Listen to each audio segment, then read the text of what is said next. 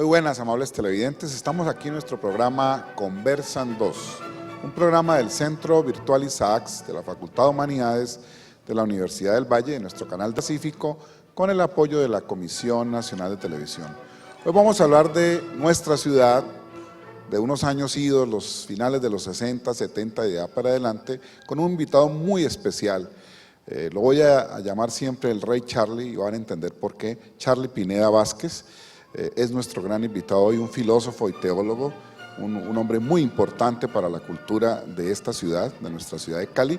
Y para hablar con Charlie, el Rey Charlie, tenemos a Edgar Collazos, un escritor, profesor, poeta y ensayista, que va a acompañarnos en esta entrevista con el Rey Charlie, aquí en Conversan 2.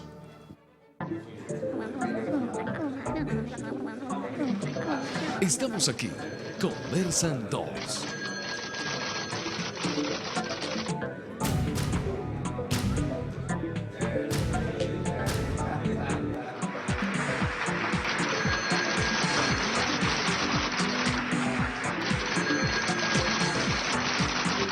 Conversan 2. Bueno, aquí en nuestro programa Conversan 2, hoy con el Rey Charlie y Edgar Collazos, tenemos en esta grabación en nuestro estudio a la Normal Superior Santiago de Cali, que está cumpliendo un centenario, y hemos invitado a los estudiantes para que nos acompañen en esta conversación aquí con el Rey Charlie. Para iniciar nuestra conversación con el Rey, vamos a ver primero una nota. Todos los colegios jesuitas o todos los colegios maristas se parecen, tú sabes, ¿no? Una canción de Jethro Tull para Charlie Pineda. Éramos muchos, tal vez miles, tal vez innumerables. Caminábamos toda la noche y nuestros cuerpos ardían. Vigilados por blancos halcones, por gritos y lechuzas. Veíamos arder las estrellas. Veíamos el derrumbarse de ramas eternas, derramando sus lámparas ebrias. Charlie fue uno de los personajes que yo conocí cuando llegué a Cali. Recuerdo la primera vez que lo vi por el Puente Ortiz.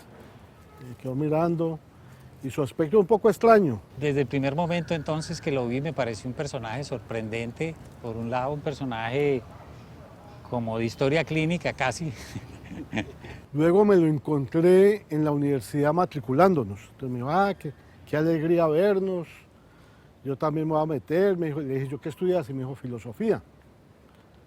Luego nos volvimos a encontrar en la calle, entonces ya hablamos, como que nos conocíamos, entonces comenzó a hablarme, me hablaba de literatura, de poesía, de la contracultura del rock. Y caminábamos ciegos, perdidos, sobre caballos de bronce, como reyes rojos, como reyes ciegos, caídos sobre el polvo entre los relámpagos. Extraños pájaros enjollados brotaban de nuestros pechos y teníamos sed sobre caballos de hierro. Uno no podía despachar a Charlie diciendo este es un loquito allí, no, porque indudablemente era un hombre de una gran erudición, cultura y un hombre con muchos talentos, ¿no? Cuando yo lo conocí, él hablaba del budismo y el taoísmo.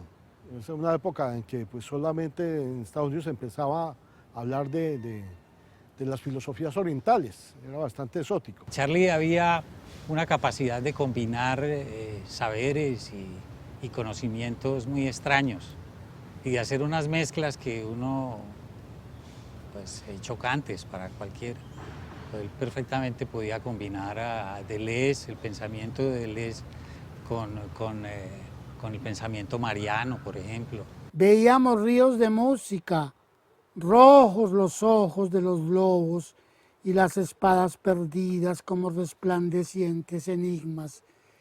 Y caminábamos toda la noche y nuestros ojos eran blancos como blancas las blancas lechuzas. De la cábala le llegó a él cuando él estudió teología judía. Charlie graduó primero como teólogo católico y luego estudió teología con un rabino.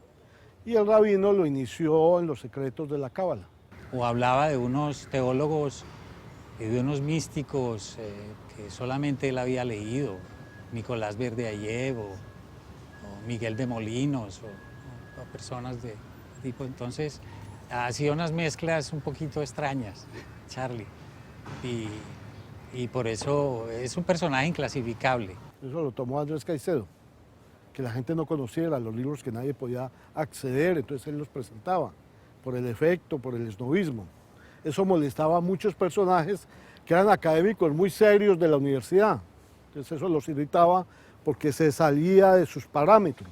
Ardían los reinos y los signos, los escudos, los caballos, las constelaciones y los caminos y las aguas del cielo. Alas intemporales ardían, veíamos cómo giraban las ruedas del tiempo hacia otros oros sin tiempo. Charlie, por ejemplo, se hizo maoísta cuando del maoísmo ya nadie hablaba. Y teníamos sed, y entrábamos como guerreros perdidos en los llameantes espejos.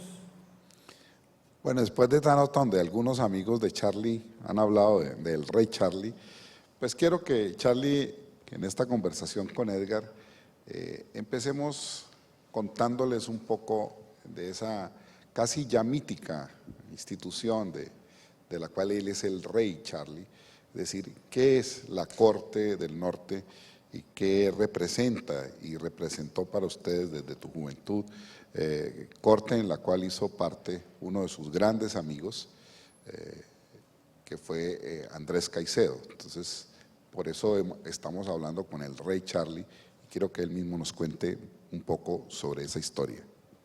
Bien, la historia de la corte, o lo que llamamos la corte, está también referida a lo que denominamos un ateneo, ¿no? Un grupo de amigos dedicados a la literatura, dedicados a la música, al conocimiento de la plástica, al cine, a toda una serie de cruces de saberes, en parte académicos, pero me parece que lo más relevante es que esos saberes académicos estaban inmediatamente aplicados a los medios lúdicos, o sea, los juegos que se denominarían juegos de corte y que estaban referenciados con toda la literatura, con todos los elementos tanto antiguos como modernos de la cultura humana, y lo que puede parecer sorprendente es el tremendo cruce de diferentes saberes, diferentes praxis que venían del conocimiento histórico de los autores pasados, y esa superposición de personajes, los cuales nosotros en cierto sentido jugábamos como un rol, en las cuales esos personajes se cambiaban, pero que exhibían unos discursos supremamente cultos, si se quiere, pero inmediatamente aplicados a la realidad existencial y lo que estábamos viviendo en nuestras familias y en el medio en que nos desarrollamos, pues que fue prácticamente el norte y el oeste de Cali, ¿no? La primer parte de nuestra vida está circunscrita a ese tipo de barrios y tiene como epicentro la Avenida Sexta y el Parque Versalles, el castillo de nuestros amigos los Cuervo, y allí fue que empezó a desarrollarse todos estos juegos que estaban en cierto sentido inscritos en el medio familiar, porque cierto es que nuestra vida se inició muy referentemente con nuestros padres, nuestras hermanas, y el colegio donde estudiábamos, que era el Bermans, ¿no? Y después el Colegio San Luis, y también muchos amigos del Colegio Bolívar.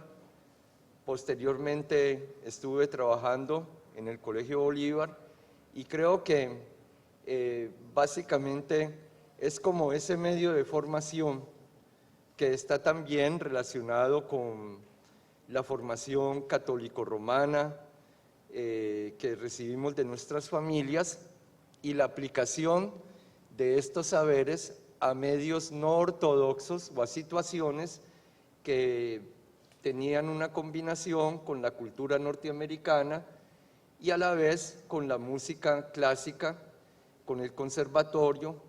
Entonces todo este cruce de saberes, todo este cruce de juegos, ¿no?, es lo que marca pues el inicio de lo que llamaríamos un Ateneo, un lugar en el que nosotros leíamos mucho, veíamos mucho cine, escuchábamos mucha música, música clásica, para después también entrar en el mundo de la música rock, ¿no? Entonces, creo que lo que más llama la atención es esos contrastes entre medios culturales que no se podían combinar o no se combinaban tradicionalmente, y de allí también un cuestionamiento muy fuerte a las costumbres, a la moral tradicional, y una aplicación muy precoz, una visión pues muy precoz sobre la situación colombiana,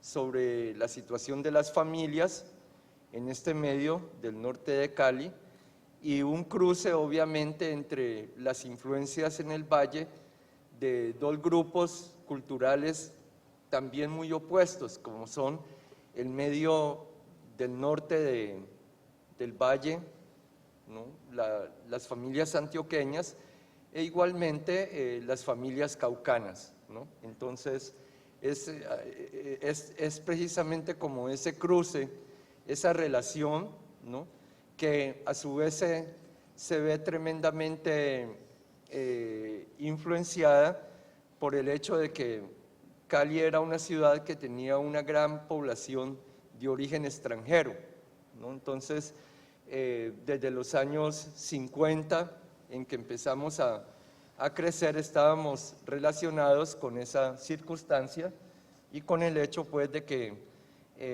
había en Cali una influencia de franceses, de alemanes, de españoles, de norteamericanos, y nosotros estábamos abiertos a todas estas influencias, y de pronto es esa capacidad de absorber y combinar todos estos elementos lo que en un momento dado pues se constituyó, por un lado, un escándalo, pero por el otro lado también un reconocimiento de que teníamos pues un gran bagaje cultural, literario, y participábamos al lado de los actores intelectuales de esta ciudad, ¿no? Charly, hablemos un poco de ese adolescente, o de esos adolescentes que son Andrés Caicedo, Charly, el Conde Luigi, Sí. y esas primeras lecturas de la literatura beat, que fue importante para ese movimiento en Cali, para la corte, que sigue siendo importante, Kerouac, toda esta literatura de los años 60. ¿Cómo la abordaste? Esto fue abordado de pronto desde elementos de la literatura clásica que recibíamos en el colegio, y de allí una búsqueda hacia autores mucho más experimentales que tienen una relación también con un movimiento colombiano que se llamó el nadaísmo. Si se quiere, nosotros fuimos como una especie de continuadores de lo que se llamaba el Beat Generation en los Estados Unidos, ¿no? Un contacto, una lectura con Allen Ginsberg, William Burroughs, Jack Kerouac, y el medio caleño que nosotros estábamos viviendo era como un imaginario también californiano, ¿no? Era como de hacer de Cali una especie de sueño de California a través del cine que veíamos, hasta el punto que se nos denominaba pues la gente del Caliwood, debido a ese tipo de afición por esos autores y por ese tipo de literatura que se inicia aquí en Cali con la entrada del rock and roll, ¿no? Y la vida de las bandas juveniles, de las barriadas, ¿no? Aquello de pelado de barrio, ese tipo de... ¿Cómo alguien tan norteño podría admirar las barras juveniles del sur? Cuando había una estación hacia la mirada del río Cali para acá, no era muy sureño, no era muy aristocrático. ¿Cómo se relacionaba esa corte con la gente del sur? Bueno, en primer lugar, era para nosotros un territorio prohibido ir más allá del río Cali, ¿no?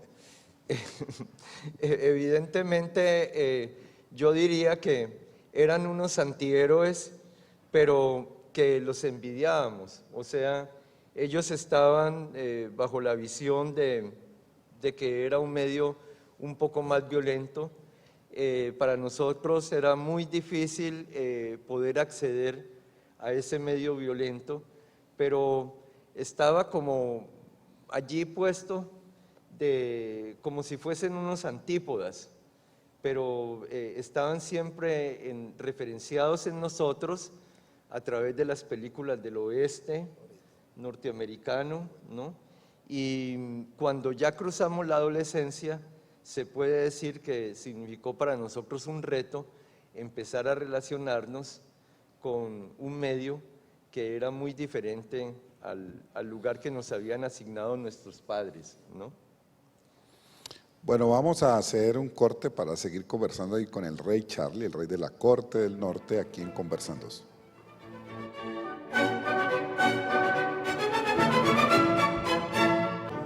Bueno, continuamos aquí en Conversan 2, el rey Charlie, la corte del norte y Edgar Collazos, hablando de esa Cali de los años 70 para adelante. Para seguir esta extraordinaria conversación con Charlie vamos a ver otra nota. Una ciudad difícil, todos sabemos que aquí es muy difícil la relación humana. La corte o la historia del reino del norte de Cali empezó cuando el rey Charlie tenía muy pocos años, quizás 10 u 11 años. La ventaja de la corte era un espacio donde todo el mundo podía escenificar sus sueños, donde había un permiso para que cada quien viviera sus fantasías. Y se dio cuenta que ni él ni nosotros podíamos seguir viviendo en esta llanura prosaica, que teníamos que atravesar el espejo y que teníamos que entrar en un reino en donde pudiéramos vivir otros personajes, ser otras cosas. La corte en su comienzo era una corte psicodélica y rockera, era parte de la contracultura. Y como la contracultura pues incluía el chamanismo, la psicodelia, la cultura del rock americana y británica. Y Charlie era un experto, sobre todo en la parte de los británicos, del sonido británico. Por medio de una lucha dinástica, yo logré convertirme en el gran canciller de la Casa Real del Norte. No solamente eso, sino como gran canciller, debo ser también cardenal príncipe púrpura y ser el primado de la Casa Eclesiástica de Su Majestad. Una especie de Richelieu o de Wolsey o de Cardenal Cisneros, para ser un poco más precisos. Los títulos venían dados por la presencia y la figura del personaje. En realidad todos los miembros de la corte son personajes. A Bernardo me lo encontré presentando los exámenes de admisión en Univalle en el 73. También me llamó la atención porque tenía el pelo largo, la simpatía, la sonrisa. Entonces nos saludamos, nos hicimos amigos y luego le presenté Charlie. Él le gustó mucho a la corte, Bernardo, dijeron tiene un aire principesco, nombrémoslo príncipe. Resulté príncipe de la corte de un momento a otro, sin saber por qué. Y alguna vez hasta le comenté al monarca, a Charlie. Dije, bueno, Charlie, pero pues yo como príncipe, pues yo no tengo un papel como muy activo en la corte. Le dije, dijo, no importa, de eso se trata, es perfecto, estás haciendo muy bien tu papel, me dijo. Son tremendos personajes. Y obviamente, pues, según su presencia y su figura, se les asignaba lugares en la corte. No todos lugares príncipes, por ejemplo, o duques, que los había, o cardenales.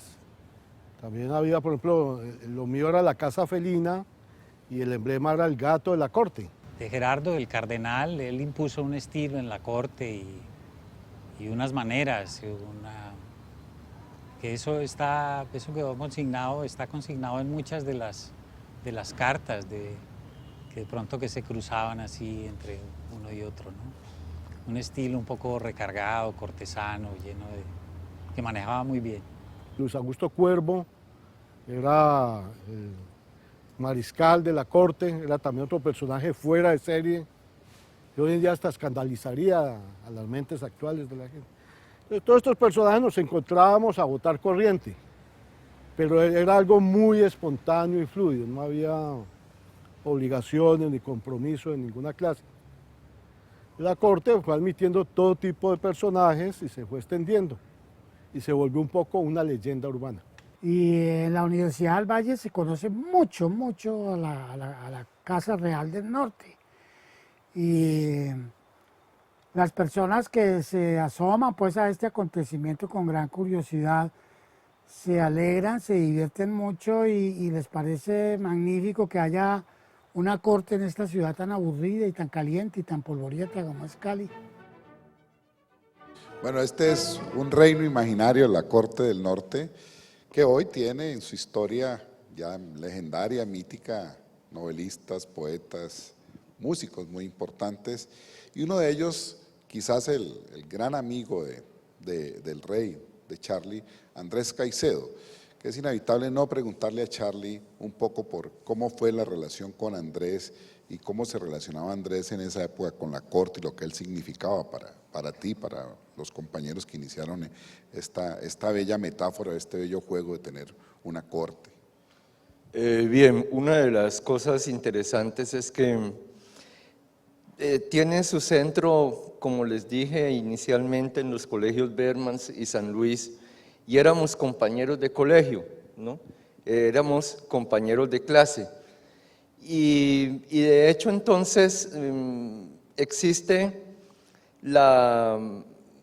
el proyecto de ir constituyendo alrededor de los personajes de la corte o del Ateneo y el Tecnión, porque son dos elementos pues muy relevantes de esta historia, ¿no? Aquellos que nos gustaba la literatura y a los que les gustaba el aspecto tecnológico, el aspecto cibernético, si se quiere, de los saberes, como ir conformando una serie de anécdotas, de acontecimientos alrededor de la vida cotidiana, pero que evidentemente entronca con algo mucho más antiguo que se denomina la cultura de la conversación y los grandes saloniers. Tiene curiosamente referencia con los salones femeninos y con los patrocinios de estos salones en la corte, tanto francesa como alemana e italiana, en los cuales ellos se reunían bajo el patrocinio de estas damas a hacer un proyecto de vida que era conversado y con un gran énfasis en proyectos místicos, proyectos literarios de escritura, y que en el caso de nosotros tenía su sede en el Castillo de los Cuervos, pero también determinados lugares de la Avenida Sexta, donde nos sentábamos, como el Café de los Turcos, por ejemplo, ¿no? O en épocas muy tempranas, antes del Café de los Turcos, fuentes como Long Beach, por ejemplo, o Mónaco, y allí se iban gestando todo este tipo de conversaciones y de anécdotas en donde, si bien jocosamente, íbamos dándonos unos títulos y unas jerarquías, si se quiere, que correspondían a las formas de ser o de actuar de cada uno. También estaban muy referenciados con los acontecimientos de Cali y la cultura cinematográfica, y este es el medio en el cual nosotros compartíamos con Andrés Caicedo y con otro compañero nuestro, Luis Ospina, el cual también estaba como alrededor, ¿no? O sea, una de las cosas que sería muy bueno referenciar es la gran cantidad de personas, si se quiere hoy famosas, de las cuales estábamos rodeados nosotros y que daban pues como una inspiración o también conformaban este mundo, ¿no? Evidentemente la amistad con Andrés Caicedo, que era una amistad de compañeros de colegio, se fue volviendo un círculo también muy cerrado, ¿no? Por aquello de unos pocos buenos amigos, de manera que Andrés, al que denominábamos el príncipe de la casa Caitela, pues vino a ser como parte fundamental de nuestro Ateneo, pero a su vez Andrés formaba su propia pequeña corte, ¿no? Y nosotros pertenecíamos a ella y tenía que ver con las asistencias al cine, con lo que conversábamos sobre los grandes directores de cine y sobre los grandes literatos, ¿no?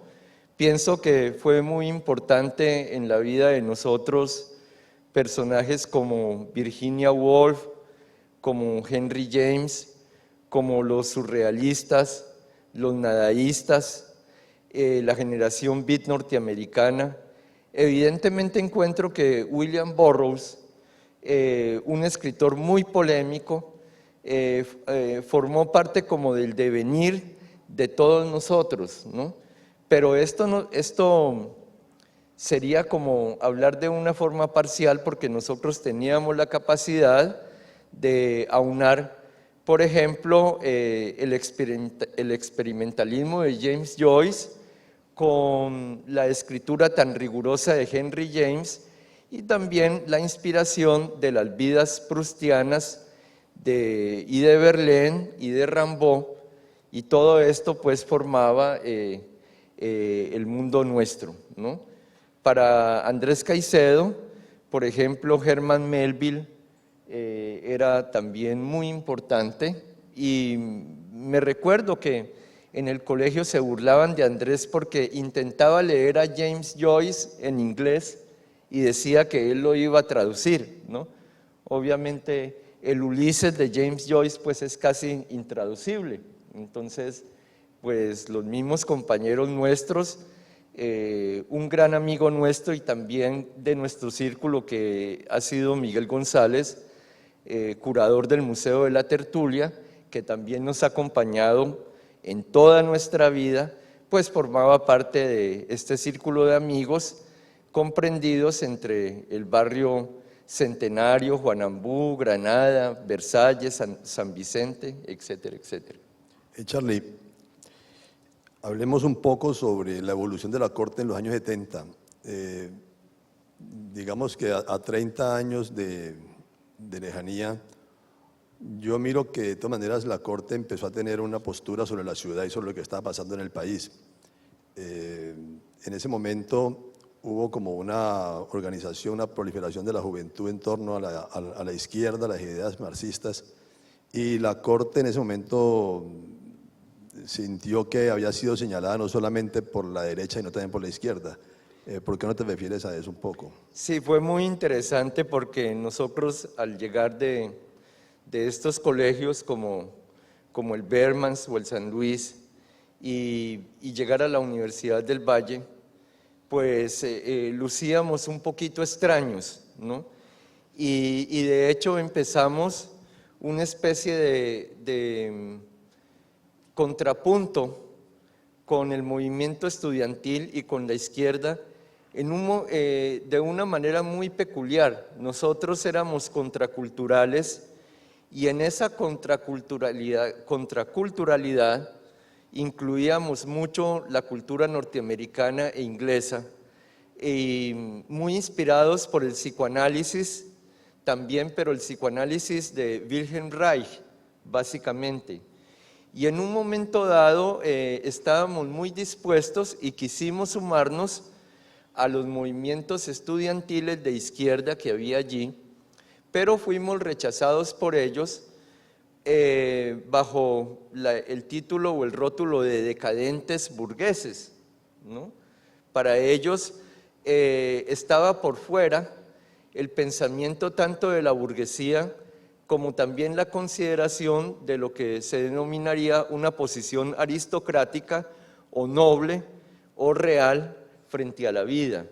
Ellos se negaron a la invitación que les hicimos nosotros de apoyar los derechos y las libertades individuales que ya había conquistado la burguesía en todo el mundo, y sobre todo unos elementos que el filósofo Herbert Marcuse, un poquito más abierto como marxista, daba de respeto a las libertades de las personas y la apertura a los movimientos libertarios, tanto pues como lo que llamaban en esa época el unisex, ¿no? Y una serie de posturas de performances, ¿no? Y cuando hablo yo del aspecto de la plástica, es porque en nosotros influyó mucho el pop art, el op art, el arte cinético, y estábamos atravesados por lo que se denomina el performance de alto riesgo, ¿no? En la plástica. Entonces, en ese sentido, nosotros aparecíamos como unas personas supremamente excéntricas, y a pesar de que en muchas ocasiones en los diálogos con los líderes estudiantiles les decíamos, nosotros deseamos apoyar y somos amigos de una reivindicación popular y de la situación de las clases alienadas, pero ustedes también apoyen los movimientos de avanzada burgueses, ¿no? Porque como diría después, mucho después, Gilles Deleuze, el filósofo, los verdaderos revolucionarios no son los obreros o los proletarios, sino los intelectuales liberales que respetan los derechos de las personas. Pero para ellos eso no tenía ningún sentido, y en algunos momentos la Corte tuvo más bien un acercamiento a una posición con algunos grupos pequeños maoístas que tendían a tener de pronto una comprensión de lo que se llamaba para ellos los lujos de la pequeña burguesía, y eran menos opuestos que los marxistas tradicionales, los cuales nosotros veíamos en una posición supremamente falsa, porque en el fondo eran unos arribistas sociales. Se pretendían amigos del pueblo, estar haciendo una lucha popular, pero en verdad lo que querían era pues tener tarjeta Diners, montar en carro, tener carro y pasear, ¿no? Aquello que ellos fingían precisamente rechazar. Y lo curioso de la Corte, y que aparece también en un personaje que viva la música de Caicedo, pero que es prácticamente una escenificación del devenir de muchos de nosotros, es que estando destinados a vivir una vida privilegiada, estando destinados a compartir esa vida con lo que se denominaría las élites de la vida caleña, nosotros elegimos más bien ser unos fuera clase, como lo diría el comandante Marcos, ¿no? Unas personas que preferimos desclasarnos, de pronto descender en el nivel de clase social, precisamente como unos héroes contraculturales, a desmedro precisamente de nuestros propios recursos, y en ese sentido pues estábamos marcando una línea muy distinta al devenir de de la izquierda tradicional y de esta izquierda estudiantil, ¿no? Con las cuales tuvimos muchos encontrones, ¿no? Y mucha persecución de parte de ellos, que nos cerraron después las puertas de acceso a cualquier enseñanza universitaria y nos desprestigiaron. Por el otro lado, la derecha tradicional pues también nos rechazaba mucho, ¿no? Por el aspecto polémico de nuestras actuaciones. Bueno, como ven, hay una historia intelectual que hace parte de nuestra ciudad, aquí en esta conversación con el Rey Charlie. Vamos a hacer una pausa y ya regresamos.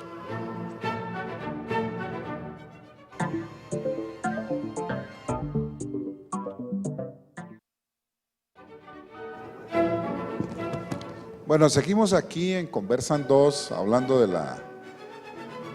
la Corte del Norte con el Rey Charlie y Edgar Collazos.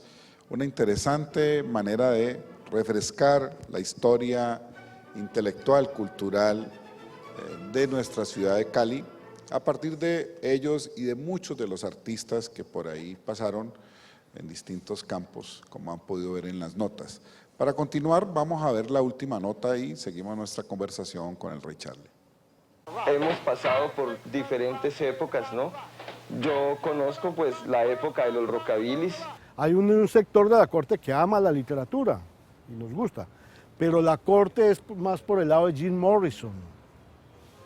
Ese es el poeta de la corte. Bueno, el cardenal es poeta, pero él prefirió su título de cardenal. Pero obviamente es un gran poeta y tal vez bastante más cercano a la corte que William Ospina. Tiene una trayectoria mayor, tiene un nivel de excentricidad mayor. El querido William Ospina, que es nada menos que un archiduque de la casa cardenalicia y que ha sido pretendiente del trono del Rey Charlie. Ahora se adoran y siempre han sido muy amigos, pero hubo un tiempo, una vez, en donde jugamos a una posible eliminación de la casa real del Rey Carlos y sustituirla por la casa del Rey William. Todo funcionó perfecto y todo iba a las mil maravillas y ya se preparaba William a reinar sobre la sangre de Carlos en un acontecimiento shakespeariano totalmente. Pero al final las cosas no salieron como William pensaba. El cardenal no se sabe si traicionó a William o qué ocurrió, y de todas maneras ese capítulo se conoce como la defenestración de San Antonio. El Rey Carlos siguió siendo el Rey Carlos, el príncipe William continuó siendo el señor archiduque y se hizo aún más amigo del rey, y todo eso lo hemos celebrado con grandes risas y magníficos bailes. El rey es oportunista, el rey acepta poemas y comidas, pero luego viene y me dice, no, que acampe en las afueras. William sigue acampando en las afueras de la corte, pero se le acepta como amigo de la corte. Yo pienso que William, si bien hubo recelos con respecto a él en un comienzo, porque William pues no era un cultor del rock, bueno, lo sigue habiendo de parte de ciertos personajes. William ha despertado muchas resistencias. Bernardo es un adepto de William, un devoto, obviamente lo defenderá. Pero los demás miembros de la corte no ven en William todas las condiciones ni características, reconociendo que es un gran escritor y es una gran persona. Sin embargo, yo con el tiempo fue gozando de las simpatías del monarca y se fue acercando a la corte, y en estos momentos es considerado poeta en la corte. Aunque el poeta de la corte es X504. Y durante un homenaje que le rindió la alcaldía de Cali a X504, yo diseñé la orden del escarpín recamado, que solamente se concede a los más eximios y excelentes poetas, y precisamente cayó en cabeza del querido X504, y ha sido la única vez que se ha conseguido este escarpín recamado. El escarpín recamado tiene un protector. El Lord Protector del escarpín recamado es el magnífico novelista Edgar Collazos. Ahora, William no es poeta de la corte porque la corte es rockera. No, él se quedó en la carrilera y el tango. valga una aclaración, la vida del príncipe en la corte ha sido accidentada. A causa de un matrimonio morganático perdió la cabeza un tiempo. Su cabeza terminó por allá en un inodoro por las intrigas del cardenal que no toleró ese matrimonio morganático, considerado una traición a la corte. Las traiciones se pagan, nada se perdona. Lo mismo, todos esos intentos vanos de apoderarse del trono tienen consecuencias. Sí, un comentario de Monseñor, de Gerardo, cuando supo que yo me había casado. Dijo, bueno, que se haya casado está bien, pero con una mujer. Es un poco lo que pasa en todo grupo social. Siempre hay unas luchas de poder, unas luchas de simpatía, unas luchas de amor y de protagonismo. Era más bien lo que se daba. De disminuir lo que el otro decía, pensaba, e idealizar a los que se quería. La corte tiene épocas de gran tranquilidad y fluidez, donde solamente estamos en los bailes, en las celebraciones, en los onomásticos, en los torneos.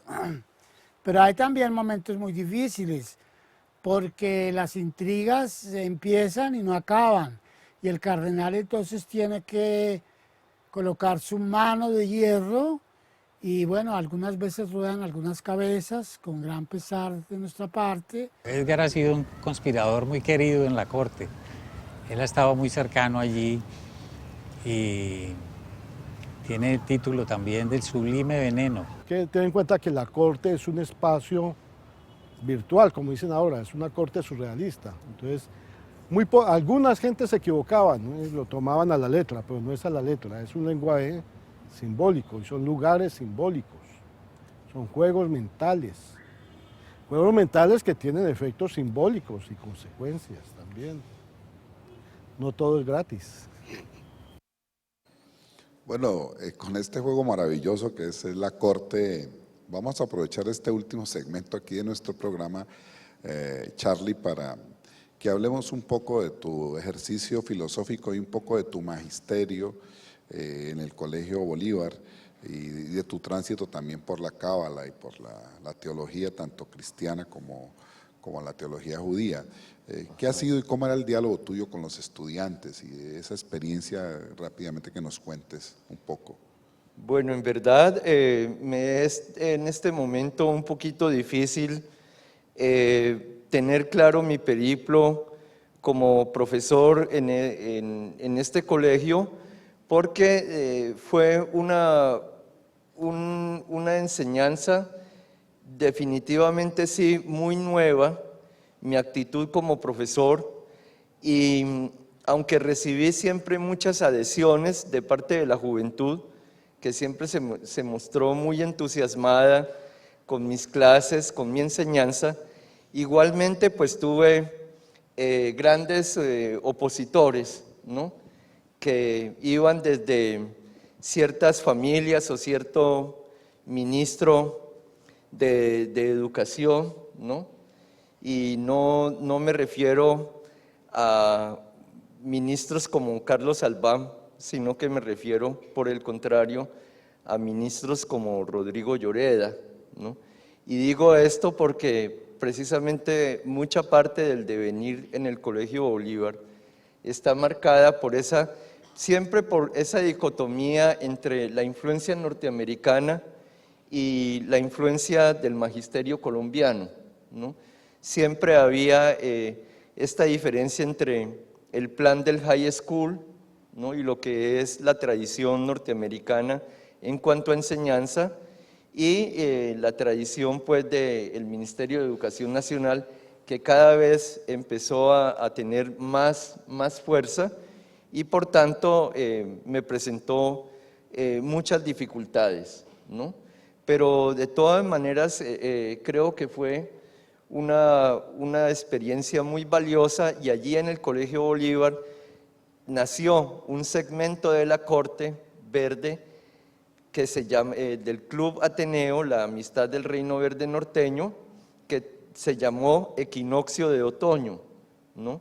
Entonces algunos jóvenes de este colegio pues también vinieron a ser parte de nuestro Ateneo, ¿no?, de nuestro reino, de nuestra corte. Y pensando en este último segmento, se refiere mucho a lo que se llama las etapas de la corte. La corte empezó infantilmente con mi hermana y con unas familias de allí del norte como los Guinán, que también fueron muy importantes. Siguió después con los Cuervo y con los Caicedo y con los Calé, pero pasado esa etapa adolescente y rockera, precisamente en donde nos fuimos sobre la literatura experimental y sobre una reacción, si se quiere, a cierta literatura garciamarquiana o a esa tradición latinoamericana. En la etapa de la madurez, precisamente nosotros damos una acogida y hacen parte precisamente de nuestra corte escritores como William Ospina o como Edgar Collazos, los cuales representan sí una variante muy valiosa y que han sido nuestros amigos, nuestros compañeros y están también en el corazón de todos los miembros de la corte, ¿no? Entonces, de pronto, esa dicotomía que se dio en esa beligerancia adolescente, esa actitud de solamente privilegiar lo experimental, la literatura beat o la literatura nadaísta, o esa actitud de solamente ser recalcitrantemente cibernéticos, o irnos por el lado de la inteligencia artificial, la tecnología, como una opción de pronto para incluir en una actitud futurista en el mundo, porque era una cosa muy interesante nuestra afición también por los saberes ingenieriles, por los saberes de la inteligencia artificial, pero en la etapa de madurez, precisamente la corte se abrió a toda una serie de relaciones con personas que también representan corrientes muy importantes aquí en Colombia y que son verdaderamente muy valiosos, ¿no? Entonces, evidentemente, esta etapa de madurez está marcada por la presencia que a nosotros nos alegra mucho de William Ospina, que fue siempre un amigo personal de nosotros, que caminó por la avenida Sexta con nosotros, que ha sido siempre un amigo queridísimo de Bernardo, el príncipe Bernardo, de nuestro gran canciller Gerardo, de la esposa de nuestro príncipe Berni, Olguita Córdoba, ¿no? Bien, todo esto entonces muestra como esas etapas de evolución de la corte, y actualmente nuestro Ateneo pues se encuentra personas de muy diferentes tendencias a aquellas en las que se inició. Obviamente en la etapa adolescente fue muy rockera, muy centrada sobre la cultura norteamericana, sobre los clichés de la plástica norteamericana, muy abierta a la influencia inglesa, o como lo dice nuestro querido amigo Jorge Hernán García, Minino, el Minino de la corte, muy influenciados por las actitudes de Jim Morrison y de Lou Reed, ¿no? O de Led Zeppelin o de Black Sabbath, y de pronto, ¿no?, la corte reasume ese elemento antiguo, clásico, del cual nacimos también nosotros, porque fuimos educados en el conservatorio. Yo recibí pues una instrucción de música clásica durante muchos años, estudié piano también. Entonces yo diría que en la madurez nosotros volvimos a reasumir todo eso que fue también un proyecto más coordinado de nuestros padres y de nuestras familias. Aunque nosotros hemos sido muy contraculturales, yo diría, y siempre lo he insistido, lo mejor de la vida lo recibimos de nuestros padres, tanto en la familia de Andrés Caicedo, como en mi familia, como en la familia de los Cuervo. Fueron nuestros padres los que siempre se preocuparon por darnos un tipo de educación muy exquisita, y obviamente nuestros padres se alarmaron cuando se dieron cuenta del tipo de tendencia o derivación que tomábamos con lo que ellos nos habían dado, ¿no? Entonces, en esta etapa de madurez, la Corte reasume precisamente la continuación de ese legado clásico. Bueno, basta decir entonces que ese espacio imaginario donde sigue habitando el arte, la música, la literatura, diseñado de alguna manera por Charly, hace que podamos decir viva el rey por muchos años. Ok, que vive el rey, muchas gracias. Y Charly, gracias a todos ustedes que han estado presentes, ¿no? Y bueno, me siento muy contento y ojalá estas palabras pues sirvan para estimularles a ustedes. Cuando se habla de nuestro amigo Caicedo, dice, pero ¿qué hay de positivo en esta literatura? Yo pienso que una de las cosas más bellas, y yo no dejo de decirlo, puso a la juventud a leer literatura, a ver cine y a oír música, ¿no? Y a hacer música. Eso pues es uno también de los grandes aportes que vienen de un movimiento como el de nosotros y que se proyecta obviamente de una forma contestataria, pero que también busca insertarse en la cultura clásica y forma ya parte del imaginario caleño. Muchas gracias. Bueno, Charly, muchas gracias por estar aquí en Conversan 2. Tenemos el Rey Charly para mucho tiempo. Nos despedimos, agradezco a Edgar y nos vemos en una próxima emisión de nuestro programa Conversan 2.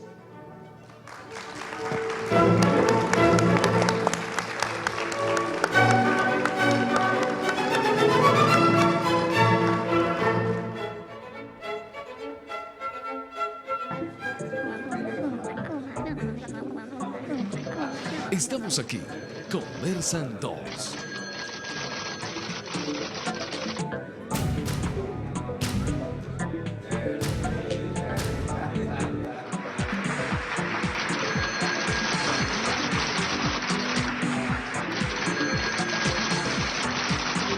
Conversan 2.